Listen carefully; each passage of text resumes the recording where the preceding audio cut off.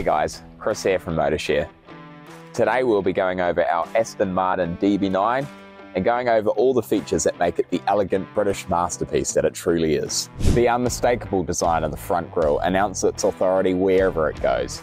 It does an excellent job of blending power, style and refinement into a sophisticated design.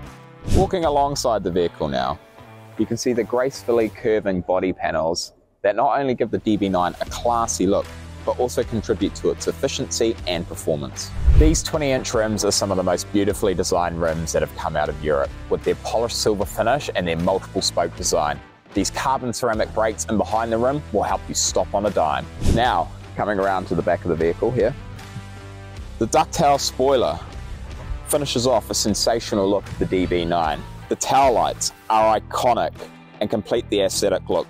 The twin exhaust setup allows that powerful V12 to roar. Hey guys, welcome into the DB9 interior now. Let's sort of start back to front. Let's talk about the seat quality and the overall design of the interior here. Look, I actually really love what they've gone for here. The quality of the materials is fantastic. These seats look awesome with the DB9 badging. The stitching is impeccable. It's so clean, it's so nice. I love the shapes they've gone for. The leather quality feels fantastic when you're sitting on them. It's great.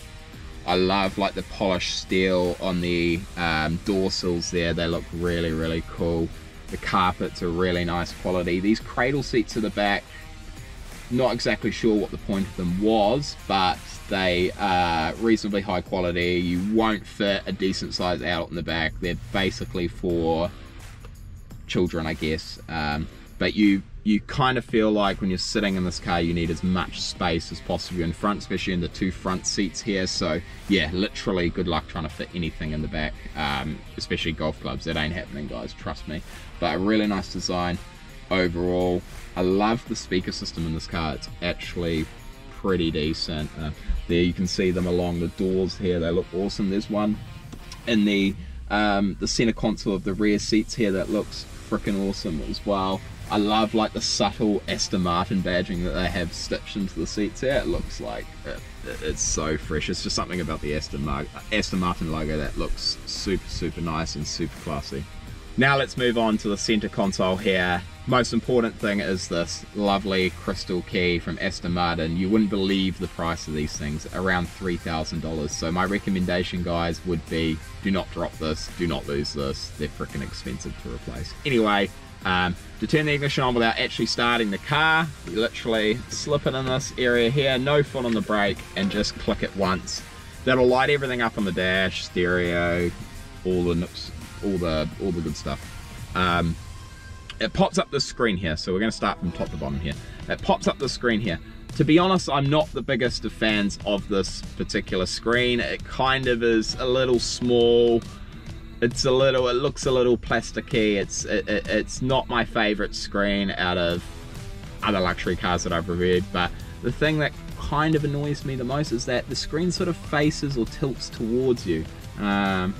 Which is, yeah, I don't know, it's a little bit of an OCD of mine, I suppose. Why doesn't it just sit straight? That kind of annoys me. But what I do like is actually the screen quality is pretty damn good, which is surprising. I didn't expect that. Screen quality is actually very good. The maps are pretty decent on it too, for sure. Anyway, moving down, this actually hides away as well. If you'd like to push and hold the nav button, it'll flip away quite nicely, so you don't have to have that up when you're driving, which is quite convenient. Then it's nice and smooth there and goes back to looking quite smart up there as well.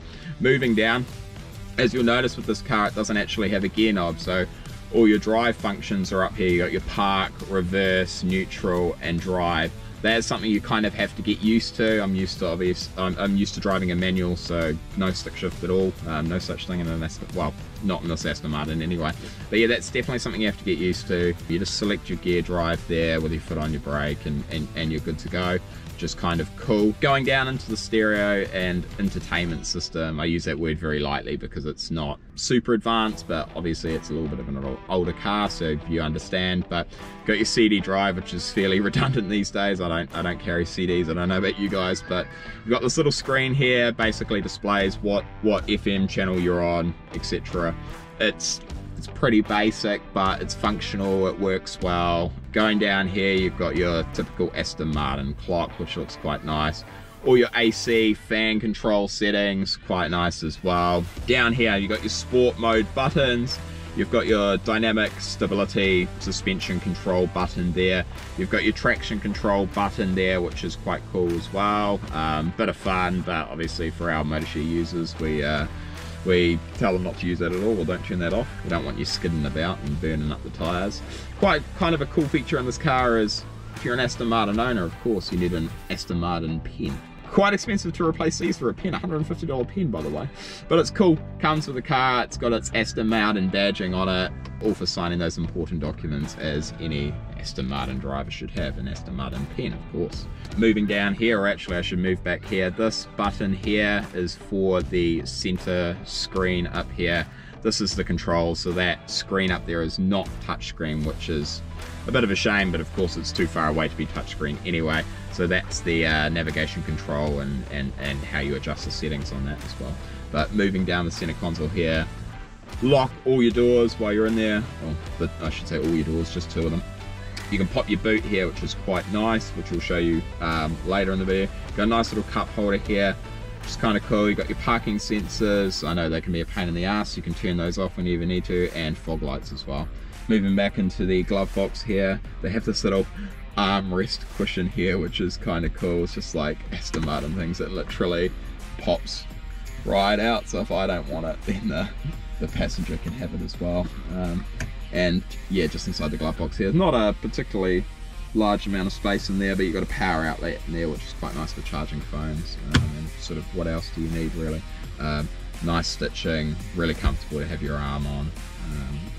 Moving back, there's nothing in there for in terms of the rear center console for the kids that'll sit in the back there, again because you're not fitting anyone bigger than Cole's size in there, so yeah, there's nothing in there. It's basically just an armrest for the back users. But yeah, that sort of concludes the center console area here. It's nice, it's sleek, it's functional. Obviously in the later model Aston Martins, they're much higher quality in terms of their entertainment systems, but really in this, I don't know, I'm just a fan of the simplicity. It's actually quite it's quite good, and it's growing on me.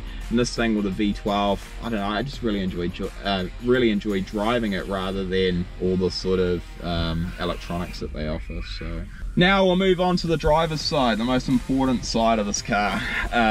Again, I'd like to say it's super comfortable on this side of the car. I like my seat all the way back. It's quite an odd sort of driving position, this, because in an automatic usually I don't sit super far back, but in this thing you just feel like you just want to sit back and really get comfortable, lean back and enjoy it. It's quite nice. Now, things are a little different in an Aston Martin as opposed to other European vehicles. You've got your seat controls on the left hand side of the center console here. You can see it on this side here, exactly the same, just on this side here. And most other cars, they're usually on the right hand side down by the seat here. So that's something you sort of have to get used to. I'm always sort of fidgeting with my fingers trying to find it, and I realize it's on the inside here, which can be a bit of a pain. The reason why they have that there is because the handbrake's on this side, and because the handbrake's on this side, it has to have the function of going up and down. Otherwise, if it's engaged and it's up like a normal handbrake, then it obstructs you from getting in and out of the car. So it's quite a cool design. It's like a free moving handbrake, which we'll show you a little clip of, but you pull it up, push the button to release it, and then vice versa, just to engage the handbrake, just push the button in and lift it up, and then you can just freely push the handbrake back down to not obstruct you getting out of the car. And if you don't, it'll just fall anyway on its own weight.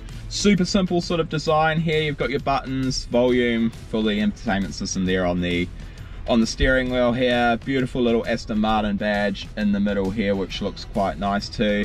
These paddles are quite nice. I really enjoy driving this car with the paddles. They feel sturdy, they don't feel super plasticky. They're really simple, they're quite sleek, they're really nice. I like the little cutouts of the plus and minus too. They're actually not like a printed plus or minus, they're actually cut out, which actually looks pretty slick too.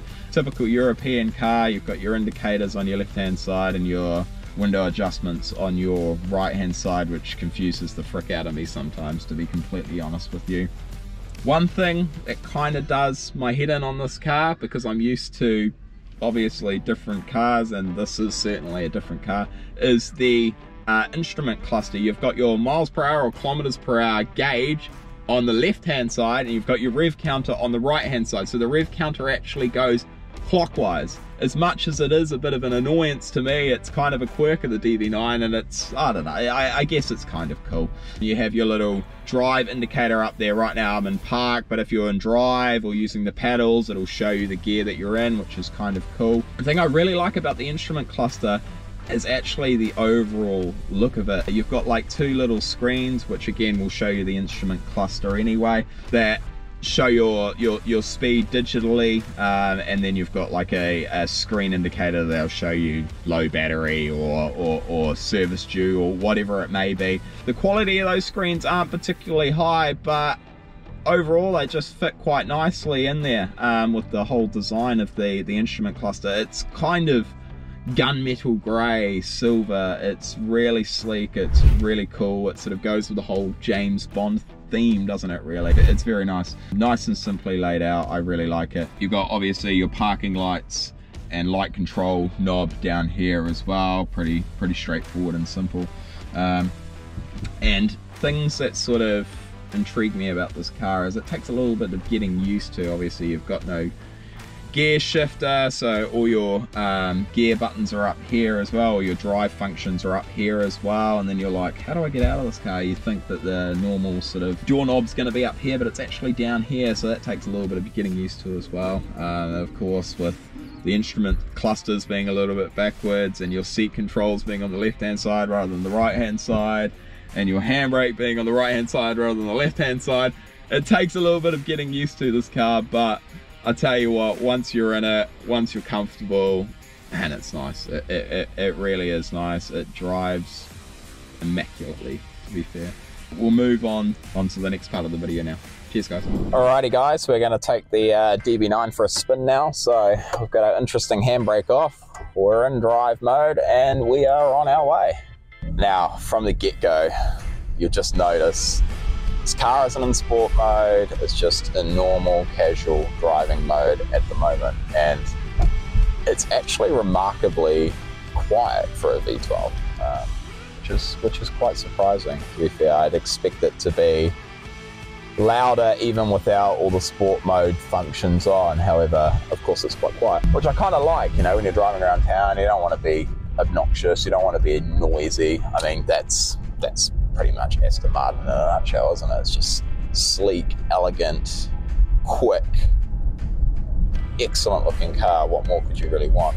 So as we're driving down the road right now, just in drive mode, no pedals at the moment, cruising, and this thing just sits on the road so nicely. You don't really feel all the bumps, which is quite nice. The suspension's quite soft, which is quite cool. But yeah, it's a really, really nice cruiser, good for around town. But as soon as you put this puppy in sports mode, yeah, it's sort of, push it now and we'll find out. Listen to that, instantly opens up the valves on that V12 and really just increases the noise to a different level, which is awesome. Personally, with any sort of Tiptronic luxury vehicle, I like to drive it in with the pedals, and this thing is no exception. This thing is brilliant with the pedals. It's super smooth. It actually sort of reminds me of the PDK gearbox, or similarities to the PD gearbox in terms of how smooth it actually is to drive. The shift speed and the noise in this thing is, I don't know if you guys can hear that in the background, but it is unreal. It is a lot of fun, for sure. To be completely honest, it's actually my first V12 that I've driven, and put it this way, it doesn't disappoint at all. I don't know if you guys can hear that engine changing noise there, but oh, amazing. Now, once you start using your pedals in this thing, the only way to get back out of the pedal mode is by hitting the drive button here, which is quite nice. And then we're back to just cruising. We're quiet, we're sleek, we're just in this gorgeous looking car cruising around town, which is quite nice. The thing I really like about the DB9 is the looks are just unreal. They just look so good. This car is like streamlined, the aerodynamics of it are just, the whole car shape is fantastic. The colour on this particular vehicle is super James Bond. Okay, Q, give me something. It really shows nicely, whether it's in the rain or whether it's sun shining like it is today. The thing that surprises me about this car is its braking ability. It is immense. You got those carbon ceramic brakes. You put your foot anywhere near the brake pedal, this thing just freaking stops on a dime. It's so nice. And same for the other direction. If you put your foot on that right pedal, oh man, this thing just freaking goes, especially in sport mode. And when you're not in sport mode, if you do put your foot down, it does go as well, but it doesn't sound as nice. But again, this car's like, you can just drive it anywhere. If you want to go out for a nice Sunday cruise, out in the outback road somewhere, put it in sport mode, really enjoy it. You can put your foot down and this thing will go. Albeit it is a very heavy car, but obviously you got V12 in front of you, 500 or so horsepower. This thing, yeah, isn't short of any power, put it that way. There's one thing about an Aston Martin is not only how the car looks, but how everyone looks at you when you're driving an Aston Martin. Damn! You don't really see a lot of them in and around New Zealand, although funnily enough, when we did acquire this DB9, the first car that I saw was another DB9 on the road front. It's just the way it is, really, isn't it? It's the way the cookie crumbles sometimes, but it's not a particularly common car, especially in New Zealand. You do see a few Vantages around, the V8 versions and the shorter version, basically like a little DB9 almost, although the Aston Martin critics would say that is not correct. It's a totally different car, which it is, but you don't see many of these cars around town, so I suppose it attracts quite a bit of attention, which is also what comes with driving an Aston Martin, let's be honest. It's as much as you are sort of under the radar, it's a sleek looking, modern, sort of high-end vehicle. It does pick up a lot of attention from people, which is kind of cool, I suppose, if you like that too. Especially when you put your foot down, they will hear it and they will turn their heads. We've had a couple of people already on this test drive nearly snap their necks, going in the opposite direction, having a look at the car, which is it's kind of cool. It's actually quite funny to see people's reaction. Here it comes. I'll have to do a reaction video one day of seeing people's heads snap the other way when we're driving vehicles. Unfortunately, we are driving around town, so there's not many areas where I can sort of put my foot down. But trust me, there is a lot of power in front of you, and those rear wheels do squeal when you put your foot down a bit too hard. If you're feeling excited about exotic cars, check us out at motorshare.co.nz, where we offer yearly subscriptions so you can drive the car of your